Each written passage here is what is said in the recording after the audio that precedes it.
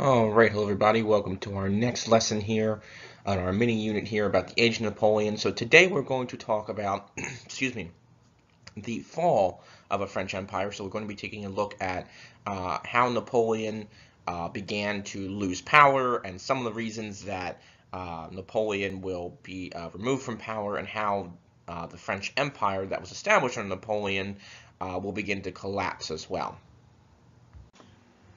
So our objectives and standards: recognize how nationalistic feelings in European countries hurt Napoleon, and analyze why the French people welcomed Napoleon back as a leader. And take a look at the standards there as well.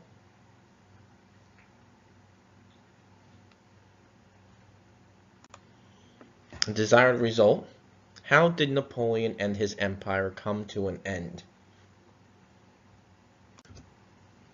So Napoleon leads to his own downfall. Napoleon had a love of power that led to his own downfall. There are three major events that helped accelerate this process: the Continental System, the Peninsula War, and the invasion of Russia. Now, the Continental System. Napoleon enacted a blockade, or a closing of ports in Europe to prevent communication and trade with Great Britain. Great Britain and France were pretty much like arch enemies at this time. Napoleon called this the Continental System since its goal was to make the mainland of Europe more self-sufficient. Now, the blockade was not very successful, and people, especially smugglers, ignored it.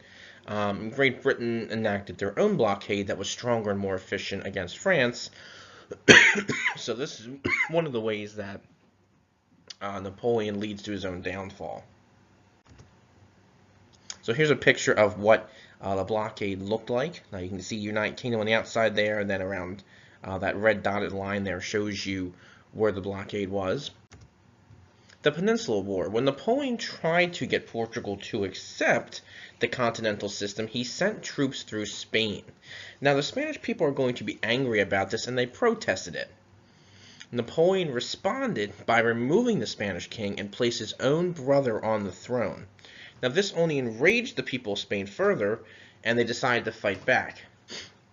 These people that fight back, they were known as guerrillas, or a group of citizen soldiers, and they attacked French troops, and people around Europe also began fighting back against Napoleon.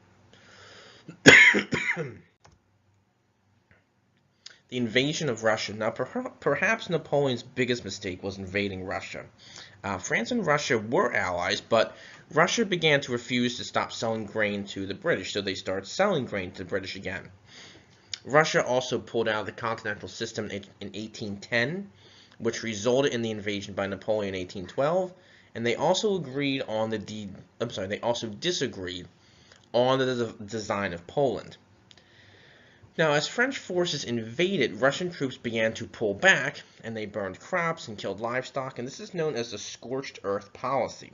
This left the enemy nothing to eat. After many battles, French forces made the return march home in the wintertime, and as the French as the French forces were marching home, along with dealing with the winter and the cold and disease, Russian forces are going to be attacked and killed by many soldiers.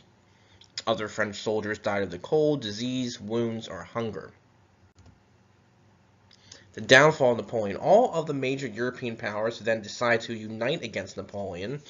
He was forced to surrender, and he was exiled or banished to an island off the Italian coast. So the return of Napoleon. Louis XVI's brother took the throne after the exile of Napoleon. However, the new king was not well liked, and Napoleon saw this as his opening again to come back to power, and he and his army took control of the government again, but Great Britain and other European nations were quick to respond. And I don't believe I had a picture or could find a picture of Louis XVI's brother there for you. I do apologize about that, but again, this is how Napoleon tries to return to power, but will be unsuccessful at doing so. Great Britain and Prussian forces are going to attack French troops at the Battle of Waterloo in Poland. Eventually, the French were forced to retreat, and this is going to be Napoleon's last attempt at power, and it's going to be crushed. He will be exiled again to another island, this time actually in the middle of the South Atlantic Ocean, where historians believe he died of cancer, perhaps. Alright, so that's the end of Napoleon. That's the end of this kind of brief rise in the French Empire. So please try your best on the questions that follow, and I will hopefully see and talk to you soon. Alright, so our closure. How did Napoleon and his empire come to an end? Think about the Continental System, the Peninsula War, the invasion of Russia. How did all these things kind of combine to reduce the power of Napoleon?